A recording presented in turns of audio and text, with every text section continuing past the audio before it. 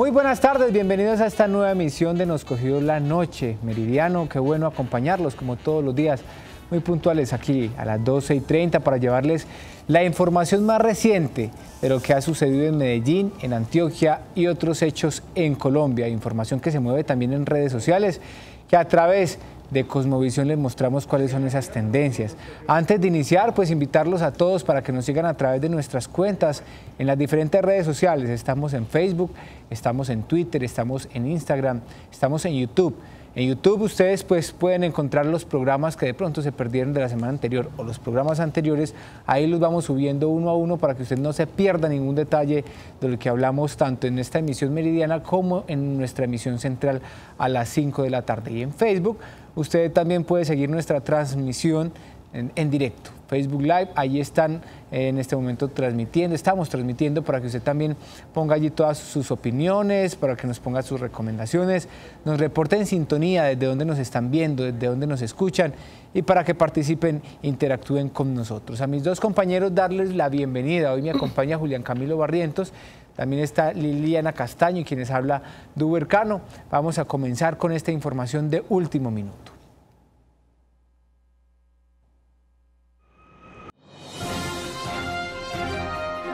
Último minuto.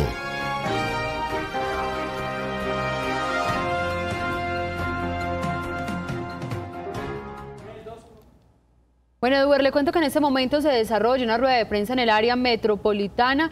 Recuerden que teníamos 3 días donde se habían adoptado las medidas de alerta en la ciudad de Medellín y en los demás municipios del Valle de Aburrá. En esta rueda de prensa se está anunciando que estas medidas se levantan, es decir, que vamos a continuar con las medidas de prevención, más no las medidas de alerta. También se levantan aquellas medidas donde se hace algún tipo de donde se entrega algún tipo de recomendación para aquellas personas que realizan deporte al aire libre. Pero vea, una de las buenas noticias, Duber, y hay que mencionarlo, es que todas las estaciones de monitoreo de las 19 que tiene el área metropolitana, sin contar las otras 2, todas las estaciones están marcando en amarillo. Pero vea, la buena noticia es que en este momento tenemos 3 estaciones en color verde, quiere decir que es una calidad del aire buena para la ciudad de Medellín. Y esas estaciones está una de ellas en Santa Elena, que marca en este momento naranja. La otra estación de monitoreo está ubicada en La Estrella y la última estación de monitoreo se encuentra en Caldas. Quiere decir que el balance hasta el momento es positivo, y recordarle a todos nuestros televidentes que se continúan con los 6 dígitos del día de pico y placa, solo que en los horarios tradicionales, como lo veníamos llevando hace más de un mes. Menciona el área metropolitana que ya estamos pasando esta etapa crítica, que probablemente no haya necesidad de extender algunas semanas más las medidas preventivas, es decir, que más o menos estas medidas, según lo avisó el área metropolitana o lo está diciendo en este momento, es hasta el 31 de marzo. Ya después de esto regresarían las medidas habituales, el pico y placa 2 días a la semana, ya no tendríamos pico y placa los días sábados.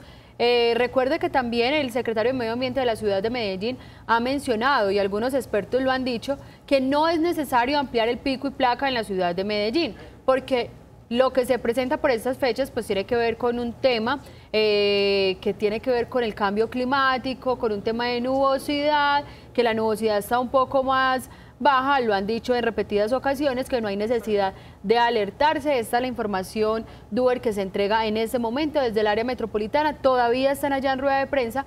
Si alcanzo a tener algunos datos adicionales, le voy contando. Muy bien, entonces tenemos esta noticia de último minuto. Se levanta esa medida donde se ampliaba también allí pues el pico y placa. Entonces, Liliana, recordemos, desde mañana nuevamente entramos en los horarios habituales, que es en la mañana. En la mañana de 7 a 8:30. A 8:30. ¿Y en la tarde? Y en la tarde de 5:30 a 7 de la noche. En los mismos... Recuerden que siguen siendo 6 dígitos. Exacto, sí. o sea, siguen siendo los 6 dígitos. Que usualmente son 3 días en la semana, sí, y el sábado que se intercala un sábado para unos y otro sábado para los otros. Entonces, para que estén muy atentos, evitemos el tema de las fotomultas. Creo que a nadie le gusta que les toquen el bolsillo y hay que estar muy pendientes, porque como se levanta esta medida, recuerden que en cualquier momento, por el tema climático, se puede volver a presentar y hay nuevas medidas. Entonces, estemos muy pendientes. A través de nuestro Facebook, ustedes pueden estar pendientes porque nosotros vamos publicando toda la información minuto a minuto. Y vamos también con otro hecho informativo importante el día de hoy, porque los maestros también nuevamente se manifestaron y hay pronunciamiento, hay polémica también con el gobernador de Antioquia por unas declaraciones que entregó en las últimas horas, y Julián Camilo Barrientos nos tiene informe completo sobre esta polémica y la respuesta que le dan al gobernador. Así es, Dube, recordemos que el gobernador de Antioquia entregó unas declaraciones sobre 20.000 millones de pesos que los maestros vienen exigiendo desde el 2001, porque según ellos, pues este dinero se les quitó, se les redujo de su presupuesto para ser invertido en otras cosas, pero este es el momento que todavía no se les ha respondido. Él dice que el gobernador de Antioquia se comprometió desde que inició su campaña para entregarles este presupuesto, pero que hasta ahora pues no se ha hecho nada con este tema, y que además existe un fallo desde el 31 de octubre también que pues estipula que él debería entregar este dinero, pero realmente ellos dicen que pues a través de las declaraciones que vino a dar el gobernador sobre que el Ministerio de Educación es el responsable, el que debería entregar este dinero, pues ellos no están de acuerdo y dicen que ellos pues van a hacer un paro regional si el gobernador de Antioquia no se manifiesta y no les entrega este dinero como se había comprometido, pero realmente pues digamos que hay una polémica, porque escuchemos las declaraciones del gobernador de Antioquia sobre lo que dijo de este dinero. Bueno, tenemos, son las declaraciones, Julián, de los maestros, pero entonces en un momento vamos a mirar, bueno, ya están las declaraciones del gobernador. Miremos qué dijo el gobernador. El Consejo Superior de la Judicatura falló una tutela que dice, primero, el gobernador tiene la obligación de hacer todas las gestiones administrativas necesarias para que se retomen las conversaciones que pidió la OIT. Eso fue en octubre del año pasado. Yo he hecho todas las gestiones, incluso le he dicho a la ministra de Educación que esto es una tutela y ustedes saben que las tutelas pueden dar hasta cárcel si no se fallan, y que lo que dice esa entidad es que hay que hacer la gestión ante el gobierno nacional, porque nosotros tenemos una prohibición, y es que los departamentos no podemos poner dinero para salarios de los maestros porque son nacionales. Pues miren, esas fueron las declaraciones que dio el gobernador de Antioquia, pero los maestros se concentran hoy nuevamente en el paro de 48 horas y pues piden que el gobernador responda, porque según ellos pues él sí tiene la obligación de responder, pero como ustedes lo escuchan, el gobernador dice que lo único que él puede hacer es mediar para que el Ministerio de Educación responda por ese dinero. Ellos no están conformes con esa respuesta y ellos dicen que hay una medida de dilatorios donde pues la gobernación de Antioquia sí tiene ese dinero y sí puede responder, y escuchemos lo que nos dicen de Adida, los representantes de este movimiento. Dice el señor gobernador, se le ordena al gobernador Luis Pérez Gutiérrez pagar, y ahora ha dicho a los medios de comunicación que ese es problema del Ministerio de Educación, que él necesita más blindaje jurídico y que hasta tanto no tenga ese blindaje jurídico no puede cumplir con la sentencia de devolverle los dineros a los maestros que paramos en el año 2001. Nosotros desde ADIDA estamos generando un comunicado y estamos anunciando un posible paro regional por ese objetivo. Y le vamos a analizar el objetivo de la salud. Son dos temas regionales muy preocupantes. Uno, la dilación del señor gobernador para cumplir con ese mandato judicial. Y dos, el problema de la salud, que sigue delicado. Y voy a hacer un comentario que de pronto puede resultar polémico y es más como personal. Creo que los maestros, Liliana, Julián, se están yendo como muy al extremo con esto de comenzar con tanto paro, y creo que deberían de comenzar más como con acciones jurídicas que realmente les pueden garantizar, esas acciones jurídicas que de algún lado saquen el dinero que les deben, porque han salido a paro, anuncian este paro, no les pagan su dinero, pero habrá que preguntarles si están allí con acciones jurídicas que realmente se estén llevando a cabo y que les puedan garantizar que les paguen ese dinero que ya es de ellos y que el Estado lo tiene que sacar, porque es una responsabilidad y es una obligación que el Estado tiene con los maestros. Duber, vea, lo había dicho el secretario de Educación de la ciudad de Medellín, no se desconoce que se les estén vulnerando derechos, entre ellos esenciales como es una buena prestación del servicio de salud, pero lo mencionaba el secretario, y es que hacer paros tan frecuente, salir a marchar por todo, pues eso hace que esos paros se desvirtúen y que de pronto no se les preste la atención. El mismo secretario decía, si los maestros me dicen vamos a salir a paro, vamos a hacer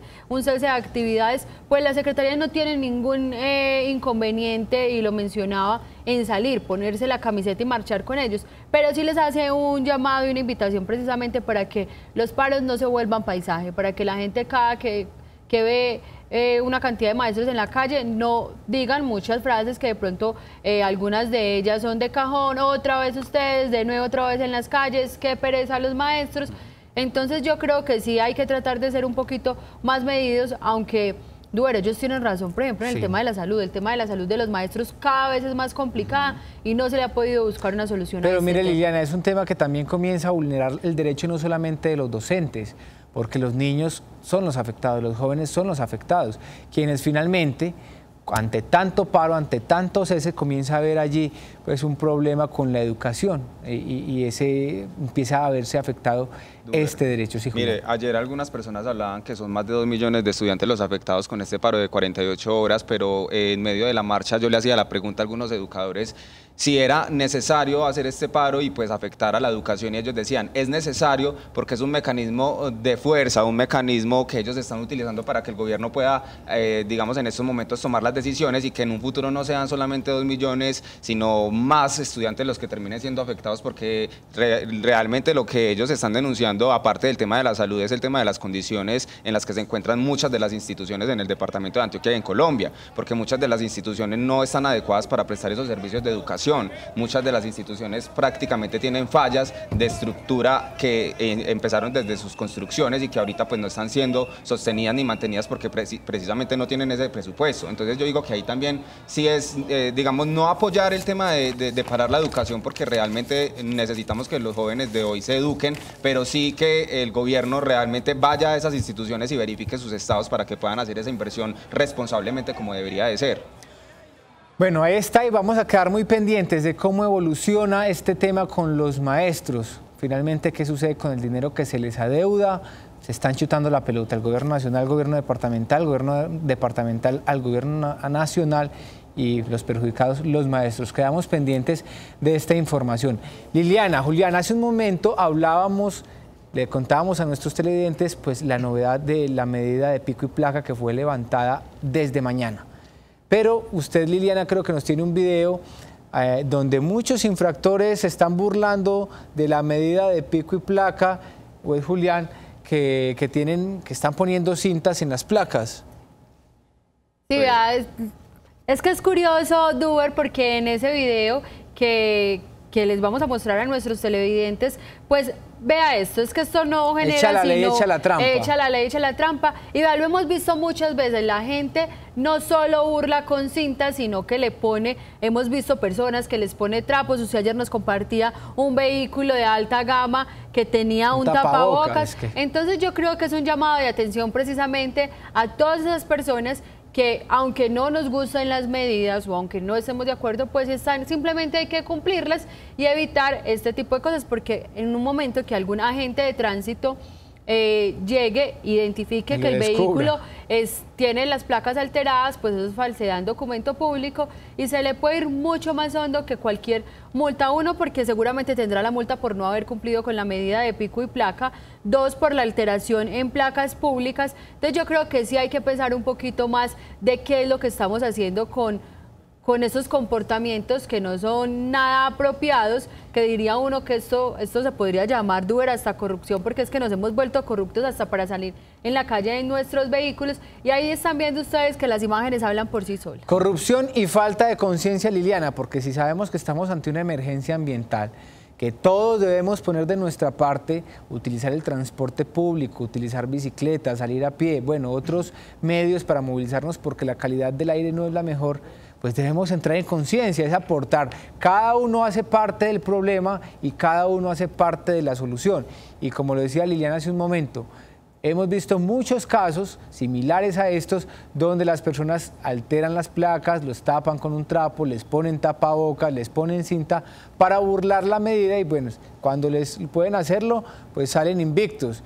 pero lo harán 1 o 2 veces. Creo que la tercera no creo que lleguen hasta allá porque son sorprendidos por la policía o por algún guarda de tránsito que con merecida razón les impone allí la sanción. Duber, mire, y Sí, esta semana el alcalde de Medellín lo mencionaba y era que el 45% de los conductores que tienen su registro de emisión de gases no lo pasan. Y es porque precisamente muchas de estos trabajos que se vienen haciendo en los CDA no se está verificando de la manera correcta. Y según, digamos, el Santiago Quintero, él es el presidente de ACEDAM, nos entregaba unas cifras importantes y decía que a través del RUN se ha podido verificar que a nivel nacional el 55% de los vehículos no realiza la revisión técnico-mecánica. Entonces digamos que ahí viene un problema bastante grande porque pues es un dinero que se está dejando de recibir para poder, digamos, también hacer un mantenimiento efectivo de los vehículos y para que precisamente no lleguen a estos niveles de contaminación las principales ciudades. Él nos entregaba unas cifras de cuál es, digamos, ese porcentaje que se encuentra entre vehículos, entre carros y entre motos, y escuchemos lo que nos dice entonces Santiago Quintero Valencia, el presidente de ACEDAM. De ese 55%, el 76% corresponde a motocicletas y el 24% a vehículos. También es un tema importante porque la cantidad de motocicletas que hay circulando en todo el país no están realizando la revisión técnico-mecánica de gases. Bueno, ya está este dato preocupante y para ir a un primer corte vamos a ver qué están diciendo Liliana, nuestros televidentes, que los veo muy activos en redes sociales. Claro que sí, vea, tenemos a Héctor Madrid, dice saludos desde Nueva York, siempre con ustedes, qué rico que nos estén viendo desde diferentes puntos. Por aquí también tenemos a Jorge Hernando Betancur Arango, dice saludos.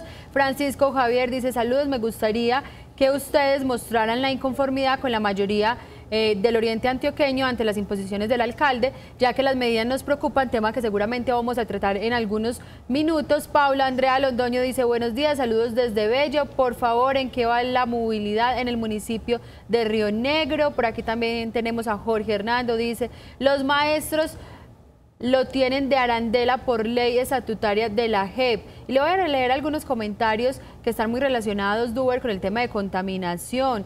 Por aquí dice Doris Celis, dice, es que mucha gente no cree en el cuento de la contaminación ambiental. Alberto Villegas dice, por pico y placa pagan con dinero y por alterar las placas pagan con cárcel.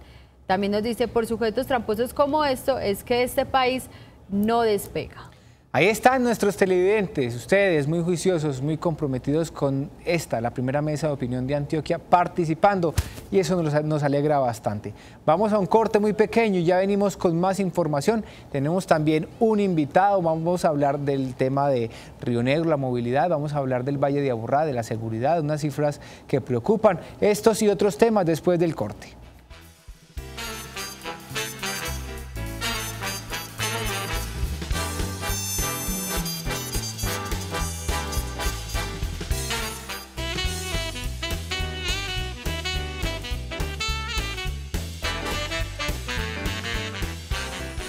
Y hace un momento les anunciábamos justamente el tema de Río Negro, el tema de la movilidad, cómo avanza, y Liliana tiene las noticias más recientes de lo que está pasando allí. Liliana, ¿qué han dicho las autoridades, qué ha dicho el alcalde, qué han dicho los ciudadanos? Duber, recuerda que el alcalde del municipio de Río Negro presentó un nuevo proyecto, o más bien un nuevo sistema de transporte que se llama Sonrío. Recuerden que ese proyecto o ese sistema de transporte consiste en con una sola tarifa de 1.700 pesos las personas se puedan movilizar por el municipio.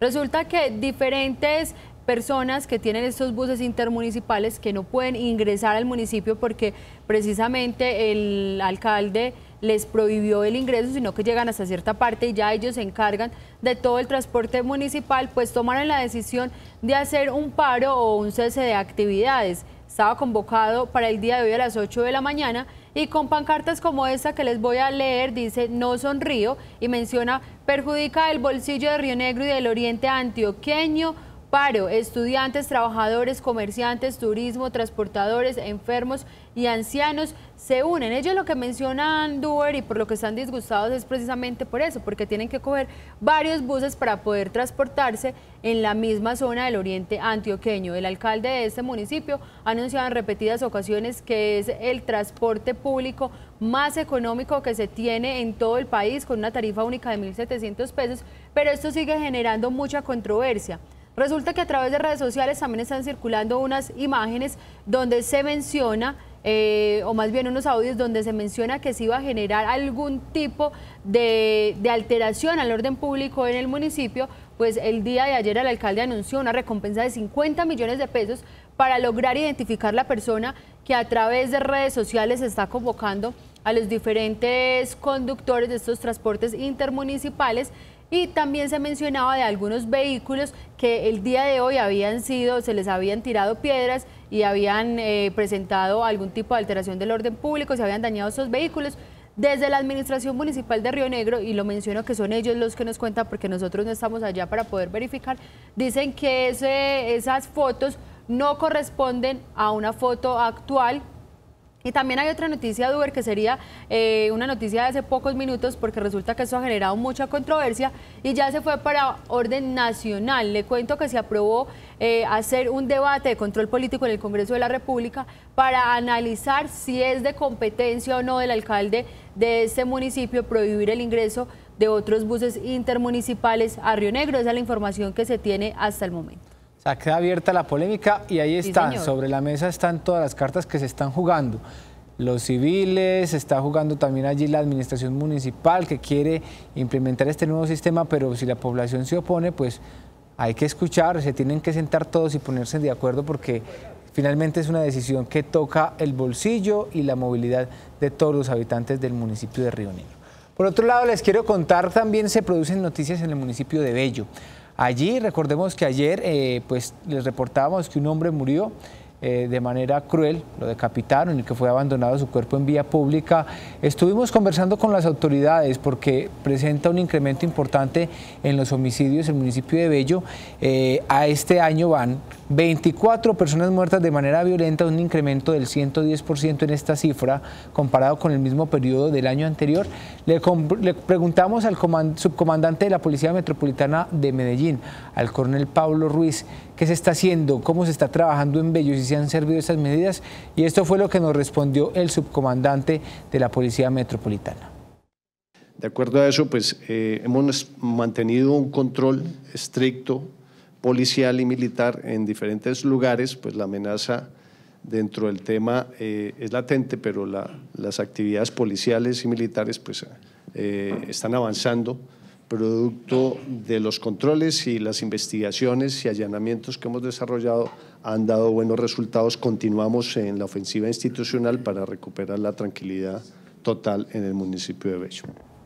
Bueno, enseguida ampliamos un poco más esta información porque tenemos cifras de todo el Valle de Aburrá, de cómo se comporta este delito tan grave como es el homicidio y las cifras que nos entregan justamente desde pues, la Secretaría de Gobierno Departamental. Un pequeño adelanto, miren, la mayoría o más de la mitad de estos crímenes, de estos homicidios se presentan por venganza y justamente por eso es que nos acompaña a esta hora Miguel Ángel Jaramillo, que él es psicólogo, que ya le vamos a dar paso, ya se los voy a presentar, porque antes Julián nos tiene una noticia de un plan de riesgos que no vienen cumpliendo 10 municipios y que es una situación bastante grave. Julián, cuéntenos de esta situación. Bueno, primero le cuento que pues estamos en transición de temporada de lluvias en estos momentos y pues la Gobernación de Antioquia a través del DAPAR advierte que pues hay que tener bastante cuidado con este tema porque los 125 municipios del departamento son los que tienen que garantizar que si se presenta alguna catástrofe, pues ellos tienen que tener las alternativas para poder acudir y atender a estas personas. Resulta que durante el 2008 y el 2019 ya van más de 15.000 personas atendidas por este tema de catástrofes y pues las alertas se presentan en estos momentos es porque en los meses de abril y mayo son los más críticos según el IDEAM. Resulta que en estos momentos pues las autoridades vienen haciendo un trabajo muy bien verificando cuáles son esos municipios que tienen ese plan de contingencia, ese plan de riesgo, y se encuentra que 10 municipios no lo tienen estructurado, o al menos no lo han entregado, porque pues según la directora del DAPAR, muchas veces se acaban las administraciones y no dejan un histórico de qué es lo que ha pasado para que las administraciones actuales hagan pues como todo ese trabajo organizado que tienen que hacer. Resulta que ellos entregan una lista aquí y dicen que 5 municipios no cuentan con información de fondo municipal para la gestión del riesgo, como Cocorná, El Peñol, Santuario, Marinilla y San Vicente. Tranquilos. Dos municipios están Cocorná, El Peñol, Santuario, Marinilla y San Vicente. También no han presentado el plan. Digamos que ellos no tienen el fondo municipal para presentar ese plan. Ya. Hay 2 municipios que están en proceso de elaboración, que son Concepción, San Carlos, y 4 municipios que según ellos pues necesitan corregir la creación del fondo, ya que lo hacen por decreto y es por acuerdo. Esos son Nariño, Uramita, Anorí y Copacabana, pero esto generó una polémica que ellos hayan incluido a Copacabana, porque ya nos llamaron de Copacabana y nos dicen que ellos sí tienen este acuerdo y que ya lo habían presentado. Entonces no entienden por qué la Gobernación de Antioquia, a través del DAPAR, que es la entidad que debe garantizar que la información se entregue de acuerdo, entregan esa información. Ellos dicen que ya tienen este acuerdo, que ya lo entregaron hace rato, que lo verificaron y que pues se está cumpliendo en estos momentos. Entonces esperemos que así sea y que pues puedan mediar frente a esta situación y que se corrijan pues como los datos para que digamos no se entregue la información como no debe ser. Estamos atentos ante estos 10 municipios, qué va a pasar con ellos, que puedan presentar finalmente el plan, porque pues claro, es un plan, viene en temporada de lluvia y usualmente siempre nuestro departamento, por ser una zona bastante trópica, de mucha humedad, se presentan usualmente emergencias y hay que estar preparados para evitar tragedias. De pronto lo material se puede recuperar, las vidas no, y para esto es que se hacen estos planes, para evitar tragedias y que tengamos noticias que lamentar. Vamos a un corte y ya regresamos con nuestro invitado.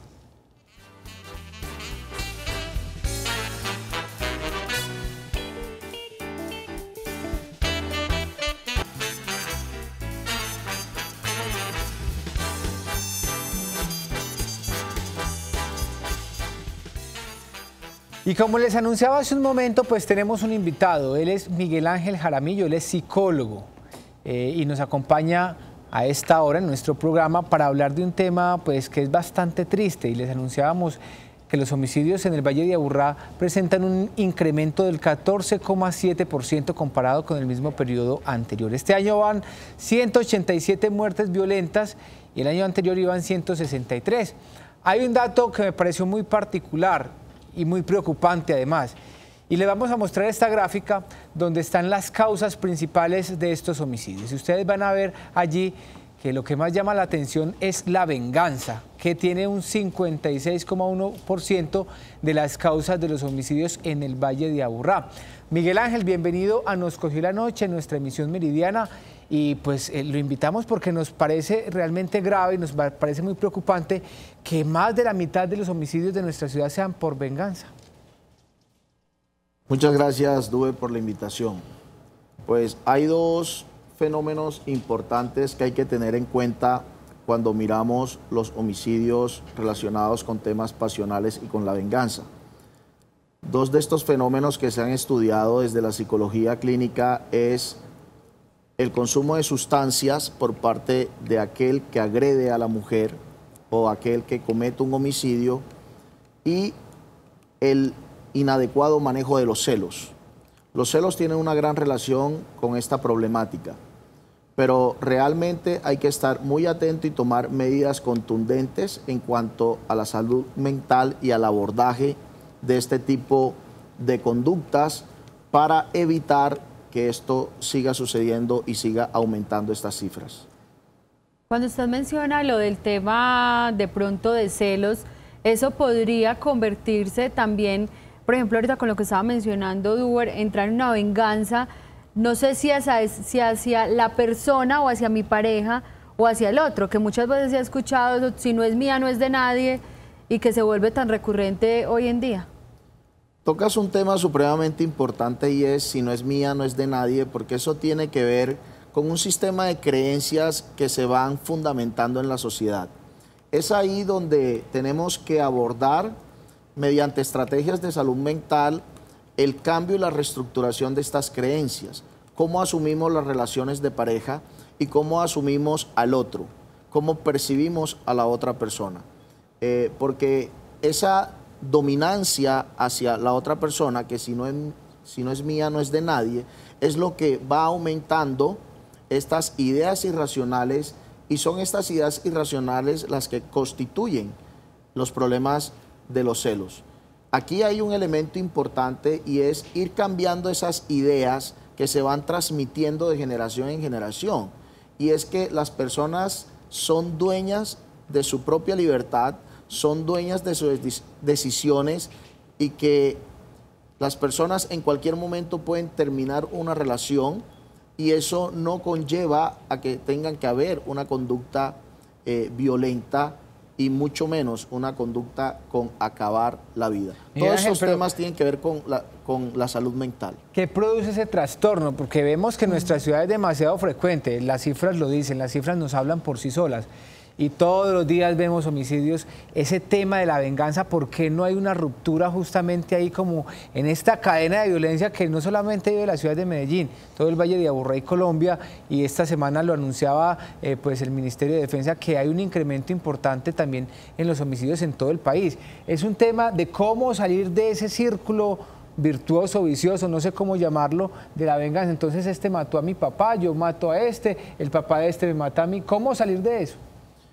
Pues realmente estamos frente a un problema que es multicausal, no hay una sola causa, y para salir de ello, primero que todo tenemos que ir modificando nuestro repertorio comportamental, y eso consiste en ir fortaleciendo todo lo que tiene que ver con el control de mis impulsos.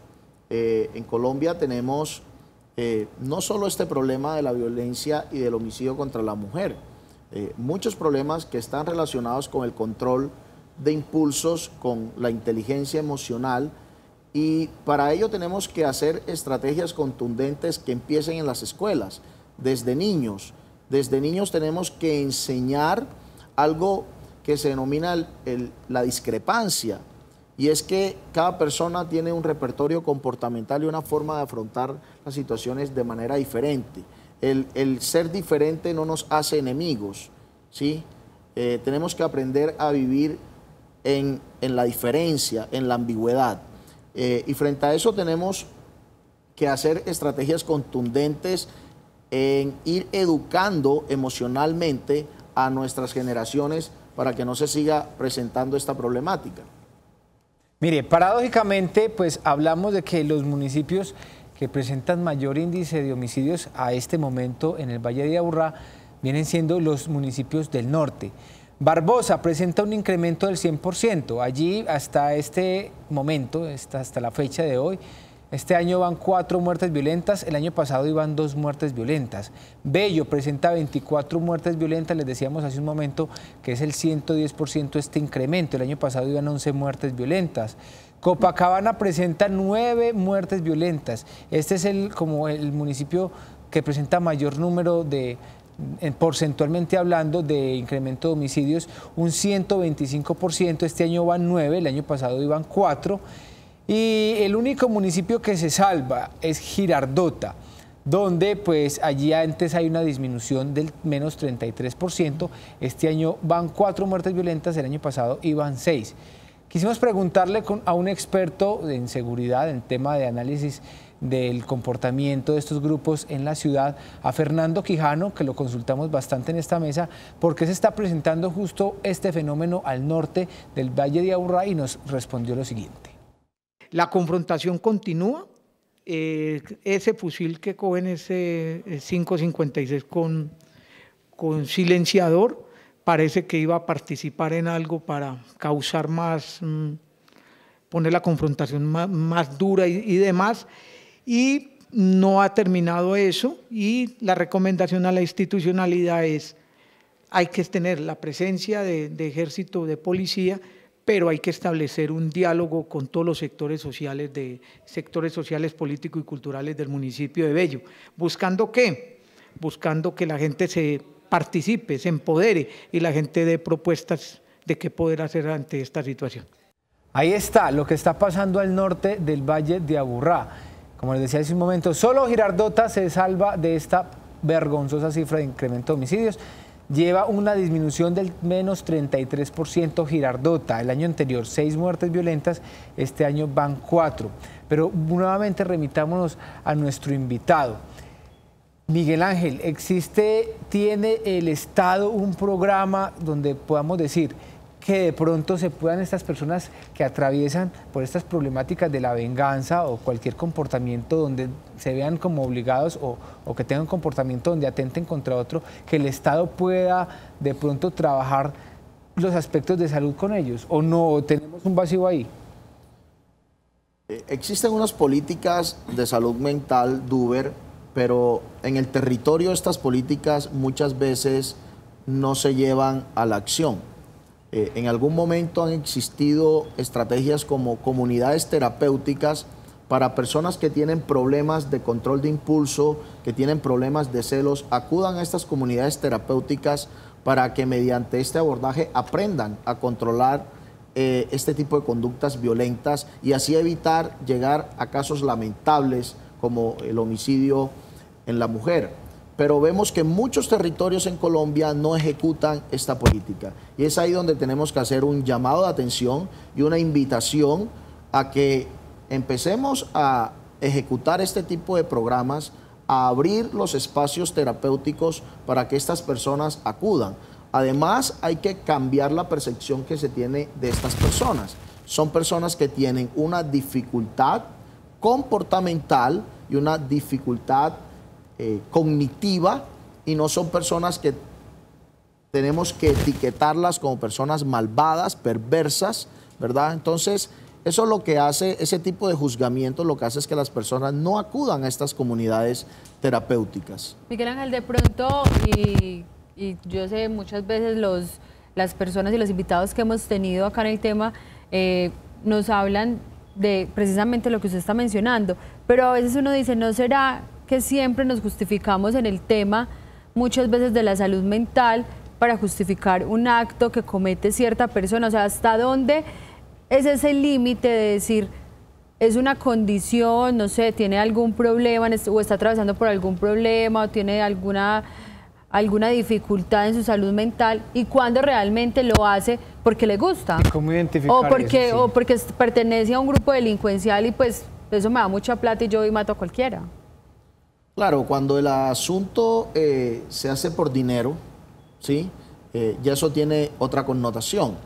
Y para eso existen muchos mecanismos diagnósticos y de evaluación para encontrar ese límite cuando es por una recompensa económica o cuando es realmente producto de un proceso psicológico y comportamental. Para eso tenemos una entidad importante como es Medicina Legal, ¿sí? En Medicina Legal se hacen este tipo de evaluaciones y mirar cuáles son los rasgos de personalidad de quien está cometiendo este comportamiento para hacer la diferencia en cuanto hay un compromiso con un trastorno mental y cuando es un homicidio sencillamente por una recompensa económica. Miguel Ángel, ¿qué podría ser o cuál sería el camino que debería tener una persona que se entere que la persona con la que está tiene ese tipo de comportamientos o de pensamientos? Porque realmente muchas veces la gente se termina quedando con estas personas porque les da pesar o porque simplemente llevan muchos años como pareja y porque estas personas de pronto se refugian en que simplemente yo es que tengo esta enfermedad y pues no sé qué hacer, entonces acompáñame. ¿Qué deberían hacer esas personas que están con estas personas que tienen estas características? Esa es una excelente pregunta porque si resolvemos eso podríamos evitar muchos casos lamentables. Lo primero que tienen que hacer es alejarse y esta persona debe acudir a un proceso terapéutico para modificar esa conducta y así evitar un hecho lamentable. Y es ahí donde yo ratifico y hablo mucho de la educación emocional, porque cuando la persona está siendo maltratada, cuando la persona ha sido víctima de violencia y continúa ahí, estamos hablando de un vínculo dependiente, de una dependencia emocional, ¿verdad?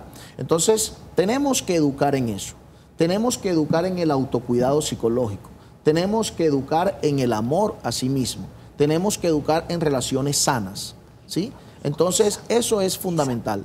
Pero inicialmente es muy importante tomar distancia de estas personas porque esa persona no tiene un control de su conducta, ¿sí? Tiene un déficit en el control de impulsos.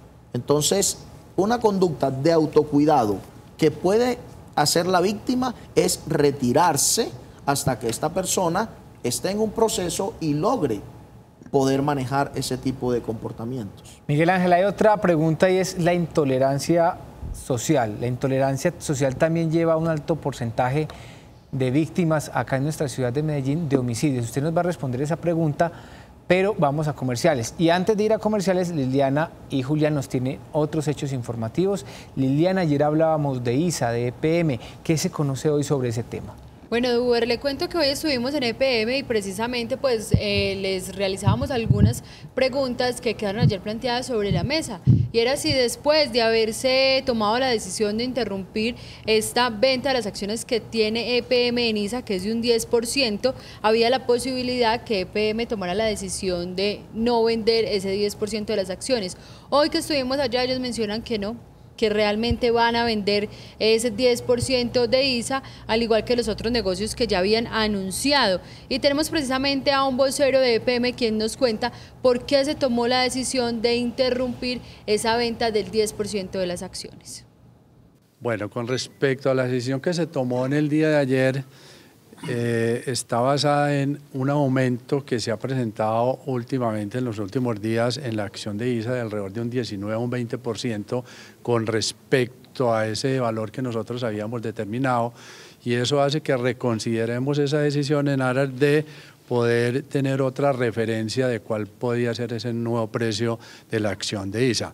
Eso está dentro de los reglamentos. Hasta el día de ayer no habíamos recibido ninguna oferta por parte del sector solidario, lo que nos hace pues que podamos reconsiderar esa decisión y poder empezar nuevamente con un nuevo precio. Eso siempre va, acuérdense que en un principio cuando se presentó esto al Consejo de Medellín, y la intención que teníamos es captar una serie de recursos importantes del orden de 1.5 billones de pesos, los cuales hoy con el nuevo precio pues tenderían a aumentarse, y nosotros por eso hacemos una recomposición de ese precio para poder sacarla nuevamente al mercado.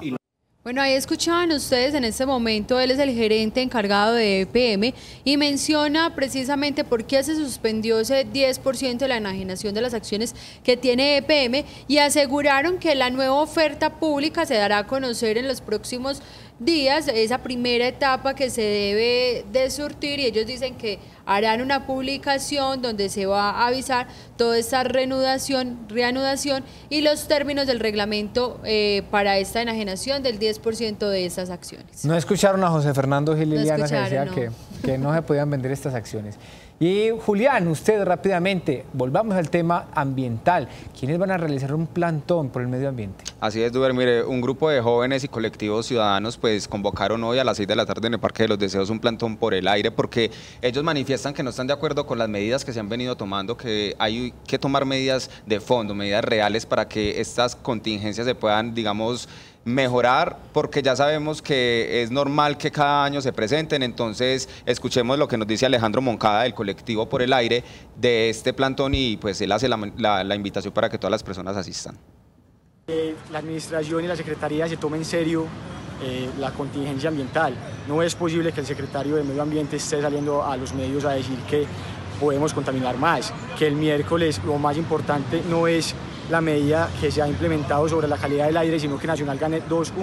Eso es una afrenta contra la ciudadanía y contra su salud.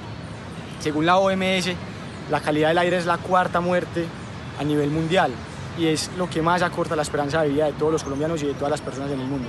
Entonces la invitación es esa, vamos a hacer actos simbólicos, vamos a implementar unas porras para poder llamar a la ciudadanía, llamar la atención sobre esta problemática.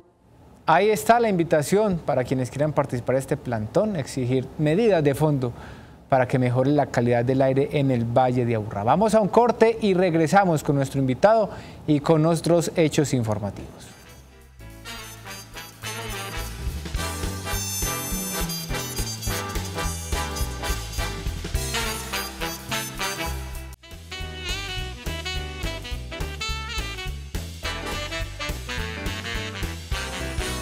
Y antes de irnos al corte, pues veíamos una entrevista de la persona que invitaba justamente la manifestación allí por el tema de la calidad del aire. Liliana, y se armó una polémica con el secretario de Medio Ambiente, porque ¿qué fue lo que dijo?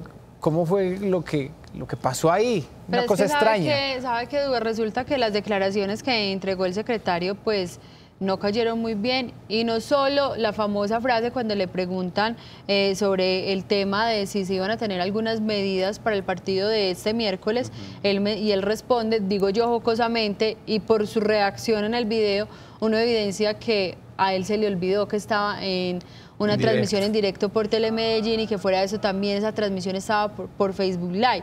Él lo que mencionó era que Nacional ganaba 2-1. Y después, en otras declaraciones, el secretario menciona que no es necesario una medida de pico y placa durante todo el día, porque fuera de eso, pues durante otros meses del año, pues como que se contamina más. Entonces fueron una serie de declaraciones que usted sabe que la gente en redes sociales no desaprovecha ninguna oportunidad, no perdona, pues cogieron el video, lo pusieron a circular en redes. Yo digo que el problema fue que estaba en una transmisión de Facebook, más de que hubiese sido, porque uno lo toma como una charla, y usted ahorita lo mencionaba, cuando uno está con los funcionarios muchas veces se tira uno que otro chistecito y se queda ahí, no pasa nada. Porque uno antes de hacer una entrevista, pues uno busca romper el hielo, uno ya conoce a los secretarios, conoce muchas de las fuentes que mejor dicho, lo ve más que la propia familia. Sí, entonces se vuelve algo jocoso, uno hace chistes en medio antes de la entrevista, después de la entrevista, y uno como periodista pues no es como malintencionado al sacar algunos chistes que se pueden dar en el momento con temas coyunturales, ¿cierto? La falla aquí fue que al pobre secretario se le olvidó que estaba en directo, y claro, eso sí, pues, eso no claro, se porque todo el podía mundo pasar. estaba pendiente de un tema tan serio. Y sabe que, Duber, todo el mundo en redes, o la gran mayoría de personas en redes sociales, han tratado muy mal al secretario de Medio Ambiente de la ciudad de Medellín, e incluso han etiquetado al alcalde de la ciudad, en pocas palabras, pidiendo la renuncia del secretario, que no es posible que el alcalde ni siquiera se haya dignado a pronunciarse frente a estas declaraciones. Y ahí continúa, habrá que esperar. Mire, yo sí quiero decir que el secretario de Medio Ambiente, después de que hizo ese anuncio, después de que metió la pata, por decirlo así, dijo: yo no acostumbro a hacer este tipo de comentarios, lamentablemente estaba en un directo, pero sí pidió disculpas porque realmente no era lo que él debió haber respondido en ese momento. Entonces yo sí digo que hay que ser bien responsables también con esta información y no agrandar una cosa que realmente no es noticiosa, porque pues la situación es otra. Que la ciudad tiene temas mucho más delicados, más de fondo que analizar, que estar publicando en redes sociales temas realmente noticiosos como para ponernos pues a darle como un despliegue bastante noticioso a este tema. Queríamos hacer esa aclaración sobre lo que se vive justo antes de una entrevista y después de una entrevista. Y para ir concluyendo nuestro programa, esa pregunta que quedó en punta hace un momento con nuestro invitado Miguel Ángel Jaramillo. Miguel Ángel, ¿cómo es el tema de la intolerancia? Que acá en la gráfica tenemos que es un 16% de los homicidios que se presentan en nuestra ciudad. ¿Cómo influye este tema de la intolerancia social en nuestra ciudad? Pues, Duber, la intolerancia tiene que ver con un gran déficit en las habilidades como los seres humanos solucionamos los conflictos, ¿verdad? Es algo que se aprende, es un proceso de aprendizaje en qué estrategia utilizamos para solucionar los conflictos. Y ser agresivo, descalificar, agredir a otra persona, es una manera inadecuada, evidentemente, de solucionar conflictos. Entonces, seguimos en el mismo tema, y es ser responsables con la educación emocional, ser responsables con la salud mental y el bienestar psicológico de las personas y de las comunidades. Nos preocupamos mucho, y hoy en día la gente se preocupa mucho por cómo se alimenta su cuerpo, sí. Cómo tomar una buena proteína. Pero la gran pregunta y el gran debate, Duber, es si nos preocupamos nosotros cómo alimentamos nuestra mente, cómo alimentamos nuestras emociones.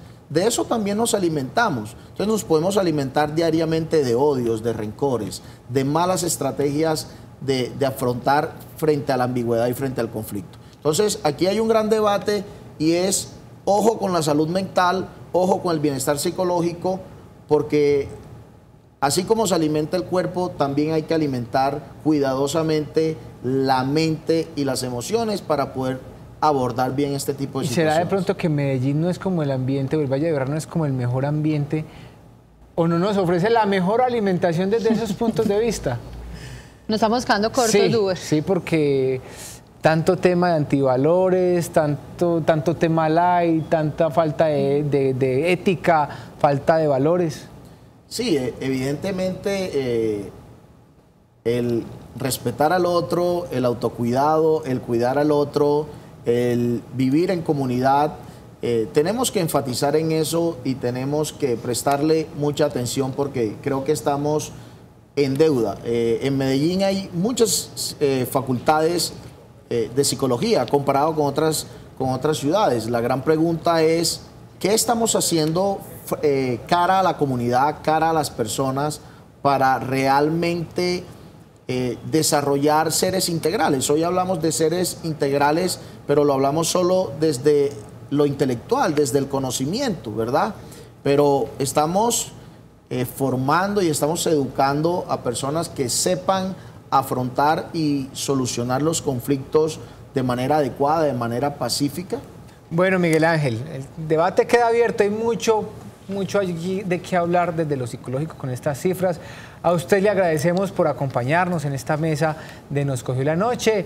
Pues ya se terminó este espacio informativo. A Juliana, a Liliana, a ustedes, nuestros televidentes, muchas gracias por estar atentos.